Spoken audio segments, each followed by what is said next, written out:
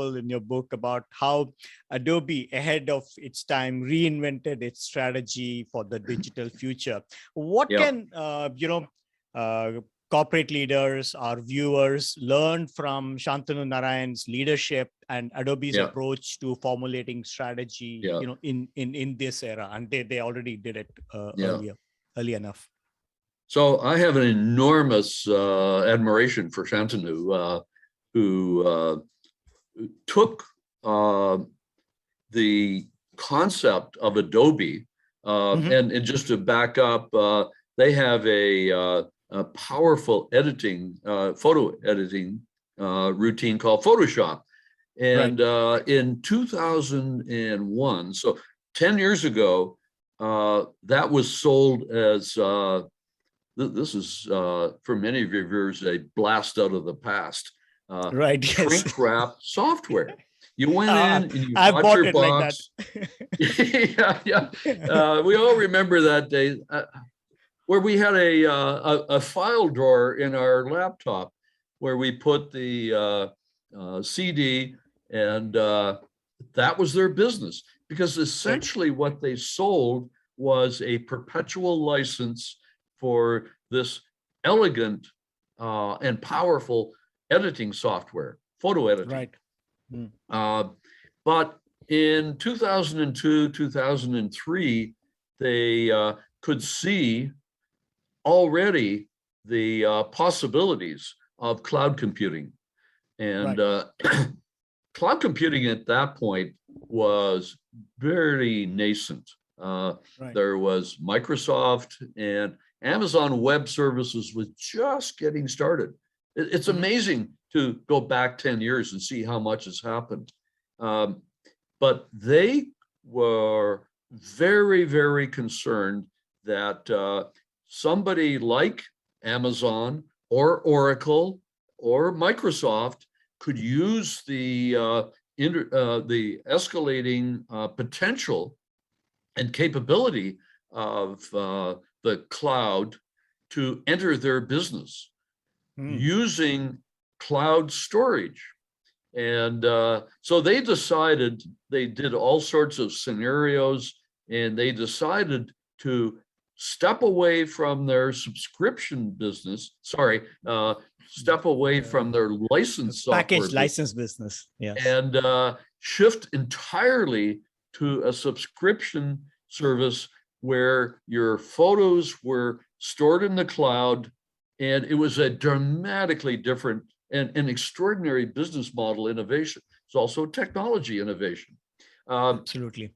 Now, the reason I think it was a brilliant move is that they saw that threat earlier than anybody else, and they were able to convert that threat, looming threat, into a vast opportunity. So let's look where they are now.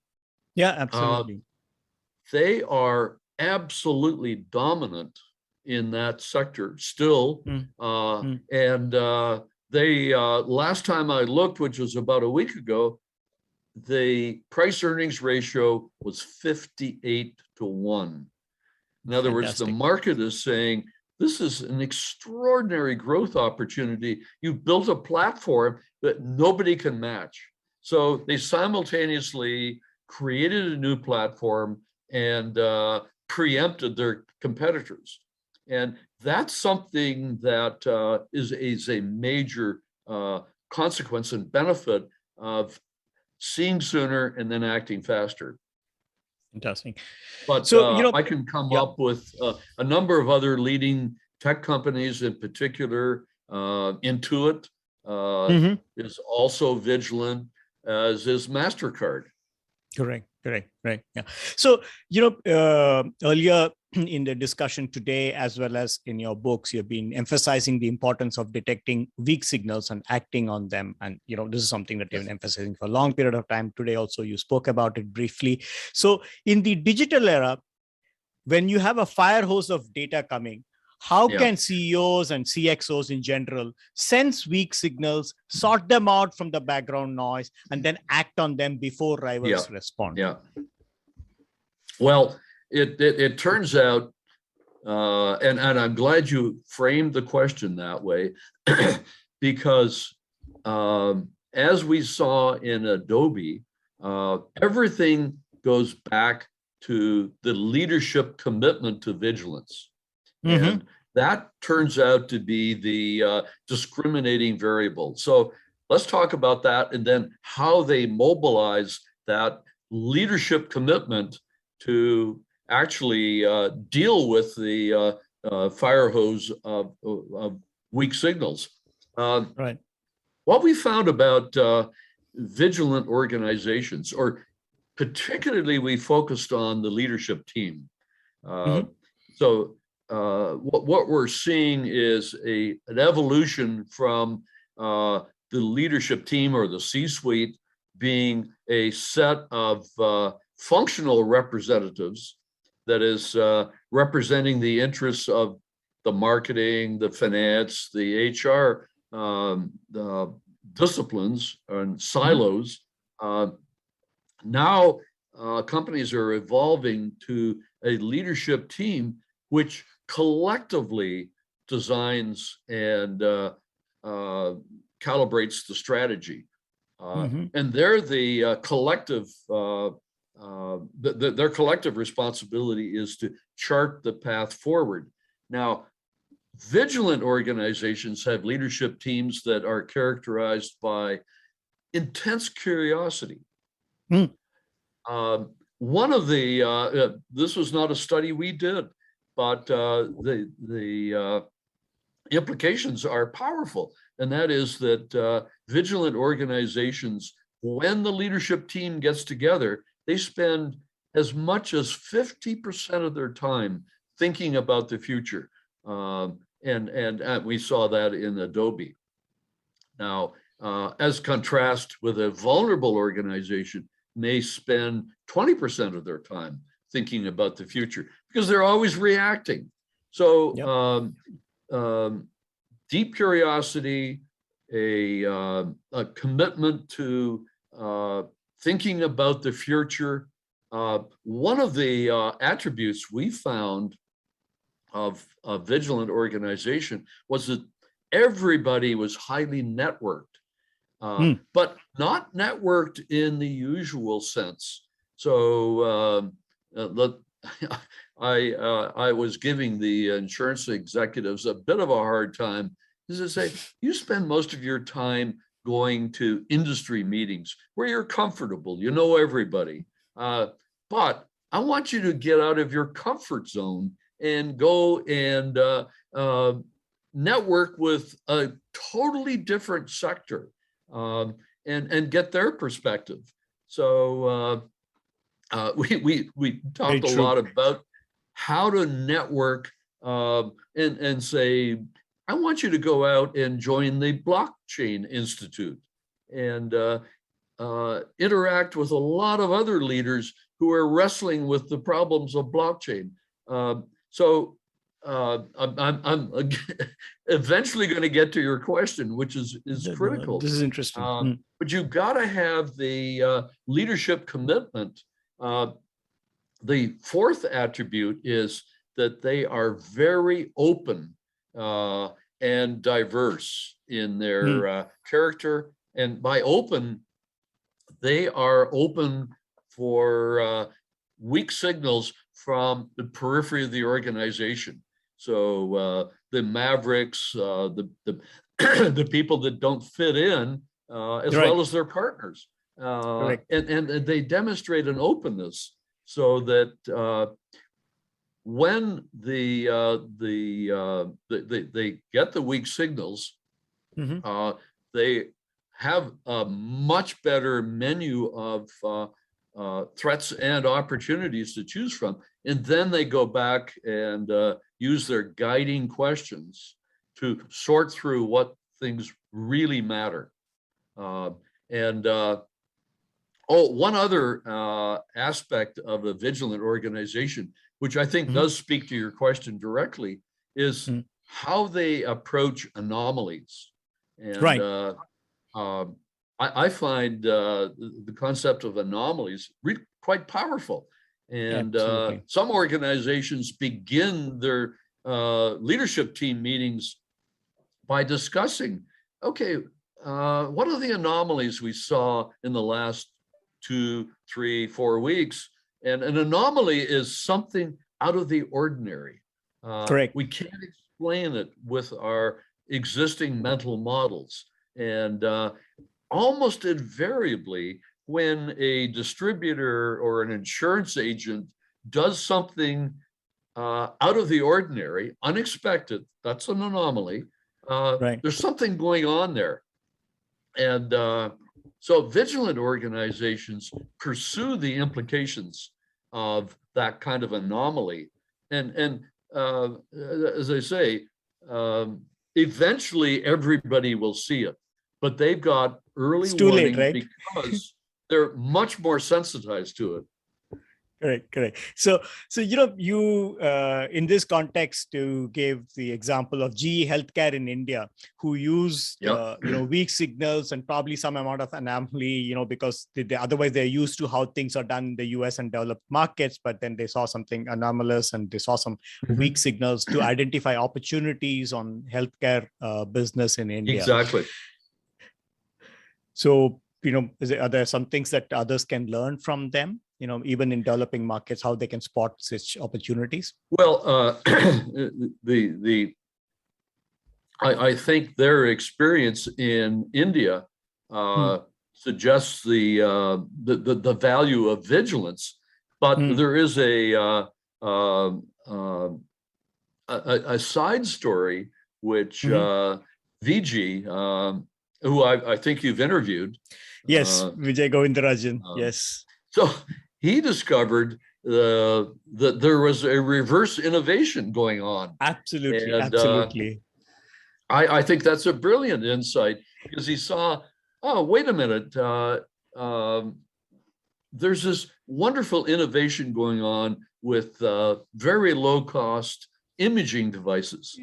Excellent. Yeah. And yes. many global companies are concerned about that sort of thing, because they say, well, we want to sell premium, very high quality products, but there's a very large segment of the developing world, US, North America, Europe, that would value these reverse innovations. So there's an innovation coming from India. That's what he has principally studied. The ECGs from ECG machines back from India and ultrasound from GE China, and that he talks about both of them, and that they were valuable in this part of the world, but also when you mentioned reverse innovation, that how for ambulances and all the portable applications in US and Europe, it was very valuable. Yeah. So another interesting aspect of that is that vigilant organizations spend a lot of their time looking at precursor markets. Right. And so I was talking with someone in the packaging industry maybe 6 months ago. Okay. And somehow the topic of precursors came up. And he said, oh, yeah, most of the major innovations in packaging come out of Japan. Right. And so we've set up an outpost in Japan strictly to monitor new product launches, new technologies, new packaging systems that we can then either develop license, borrow, or copy, and bring to the rest of the world. Yeah, wonderful. So, you talked about how your work and Professor Paul Schumacher's work on scenario planning complement each other, how you work together. So that is actually I found that was brought out in your discussion on, how the LED industry looked at, planning for Right. medium to long-term future. They thought in terms of scenarios. And Yeah. you also highlight there that, hey, can you think of one unthinkable and hard to believe scenario? That was very interesting, Yeah. idea that I could take away. So could you share what Phillips did in that area? Yeah. So let me go back and frame it more broadly. Right. And this helps us think through the literally the tsunami wave of information data that is threatening to submerge us. So I'm going to frame my answer around this concept of guiding questions. So, excuse me, you can't pay attention to everything. There's just too much going on, but there are a few areas, few zones, in the case of the chocolate industry, where you better pay really close attention. Right. And so the idea of a guiding question is, what have we missed? So you can come up with these guiding questions. What have we persistently missed in the past? And these are almost always internal issues that, country manager in X country is taking bribes or giving bribes, that sort of thing. So you want to avoid making the same mistake again. Then in the present, you really want to look at where the action is. And then in the future, this is where the unthinkable strategy, the unthinkable scenario is what you want to keep an eye on. Right. And so the idea of an unthinkable scenario, particularly in back in the Phillips use of it in thinking through their LED strategy, maybe 10 years ago, they created scenarios around the extent of diffusion, and any scenario has to define a couple of really big uncertainties. But one was the advent and introduction and adoption of electronic controls. So nobody had any idea whether that would be a complete takeover of the lighting controls or not, because that would take advantage, if it did diffuse rapidly, take advantage of the LED's precision in creating different colors, brightness, and so forth.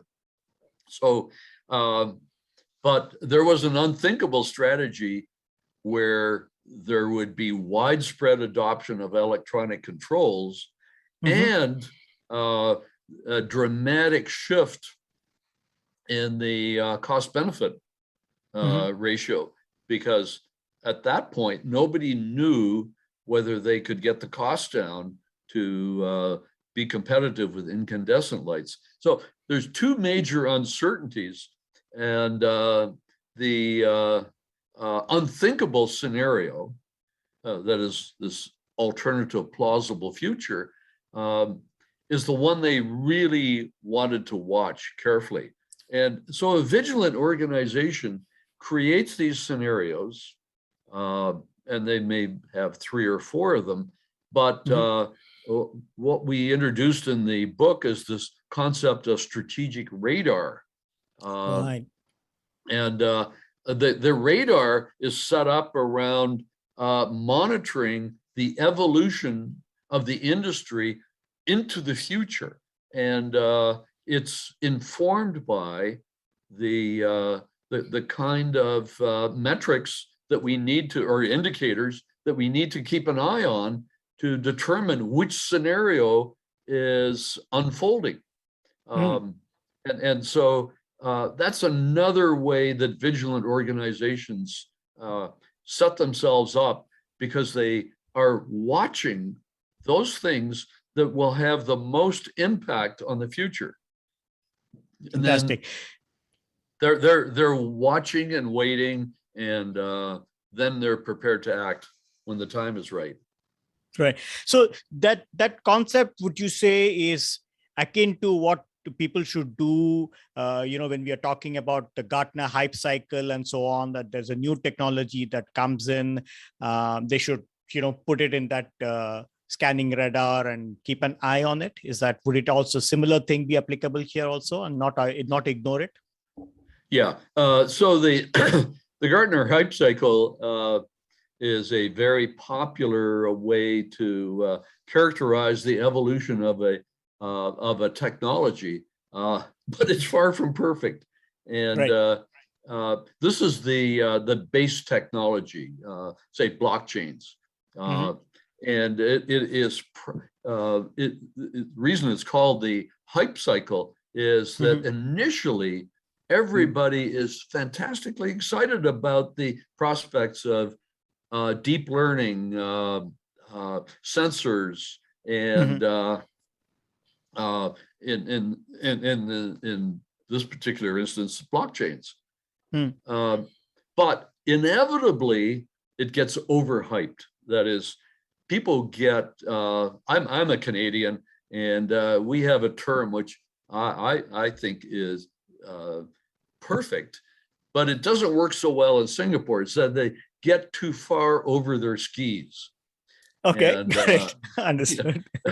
You can see where this is going to go. You get way too far over your skis, and then you get off balance and you fall. And so there's a peak hype of expectation, and then it drops into the trough of disillusionment, and then finally it gets established. So correct. You have to figure out not only where you are in the Gartner hype cycle, but also how that's going to affect your organization, and whether and this goes back to the acting faster part. By acting faster, we don't mean a major commitment, but rather buying real options. A real option here is maybe just a small stake in a technology startup.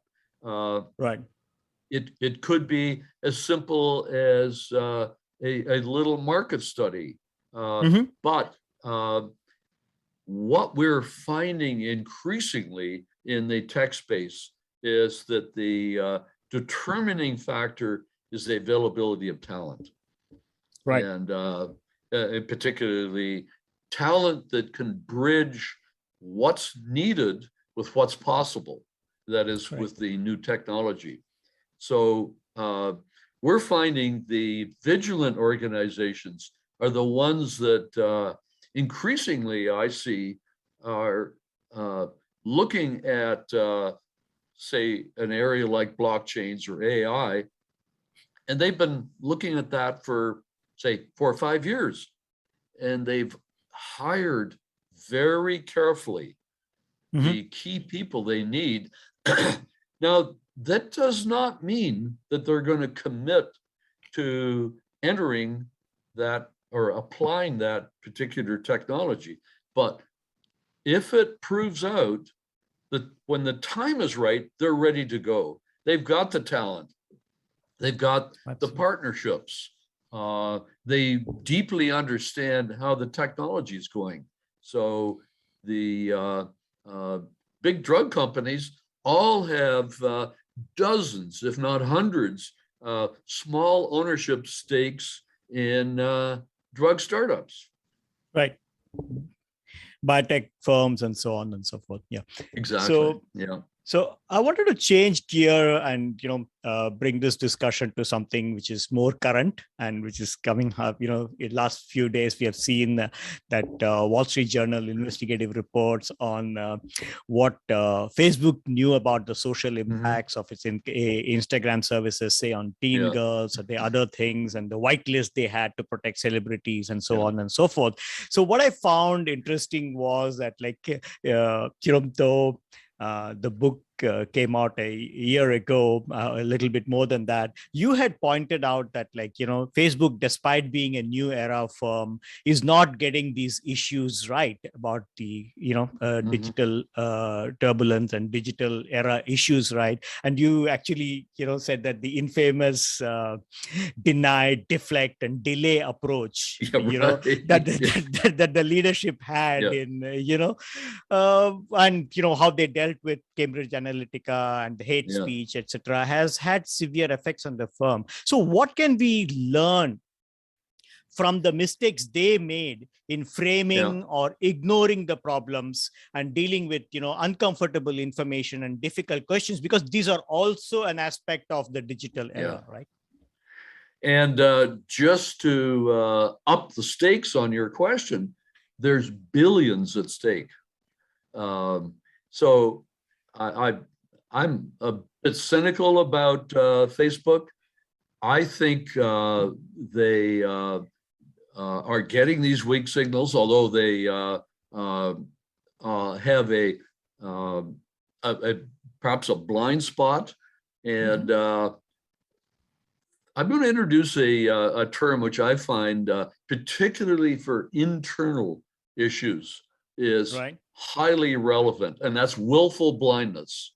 Willful blindness, yes. And I think there's a lot of willful blindness going on in the upper ranks of Facebook. That is, they don't want to hear about it. And so we see this I can come up with any number of examples of willful blindness.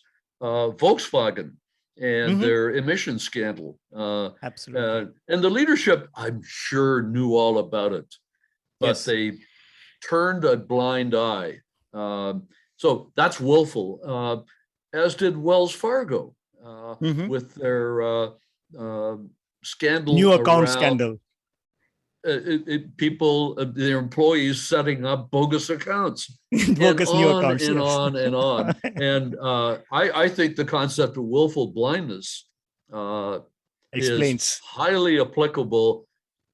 They have a tremendous flow of information, but there's some things they don't want to hear. Correct. And then they just avert their eyes. Correct. And talk about an organization that is overwhelmed with weak signals. Right. And now the Wall Street Journal reports is talking about it's not even weak because internal investigations are highlighting it. So it's no longer probably out in the periphery and weak and all because the internal is working on that. So in closing, what are the recommendations to organizational leaders, right, regarding spotting weak signals, developing foresight, taking actions in this era of digital turbulence? What would be your closing recommendations to the leaders? So I am focusing increasingly on the role of leadership. It is a leadership challenge. And so we're obviously talking about that with Facebook, but I think to succeed in an increasingly turbulent environment, and that's what we're anticipating, not only the digital turbulence, but the consequences of climate change, inequality, any number of social ills that are going to impact companies. So we have a very turbulent environment. Those that are going to succeed more and be more resilient are those that are vigilant. And so ultimately, it's a leadership challenge. I've talked a lot about how they demonstrate their commitment. They have to make the investments in foresight. we talked, for example, about the need to have outposts in precursor countries. But there's two other elements that I want to add in conclusion. You have to create an organization that is resilient and not siloed, because sharing of information is absolutely critical. And then the last comment and attribute goes back to your very first question, and that is rethink how you approach strategy making, and start from the outside in. Look at your organization through the eyes of regulators, customers, competitors, and I think with those four pieces in place, you have a much, much better chance of keeping your footing in an increasingly volatile period we're entering into. Those are wonderful recommendations, wonderful insights, Professor Day. Thank you so much for talking to us. It was an honor to have you, and great insights. And I'm sure that all our listeners. Yeah. It's my pleasure. I really, really appreciated not only the invitation, but your insightful and thoughtful questions. Thank you. But as you can tell, I can get really energized about this, because we all are going to have to live in a unpredictable future, but it can be managed. Right. Absolutely. Thank you. Thank you so much. Thank you for joining us in yet another episode of Move Conversations. Hope you enjoyed this episode. Please subscribe to the Move Conversations YouTube channel and press the bell icon to get notifications of new episodes. Thank you very much. Till I see you in the next episode. Thank you very much. Have a great day.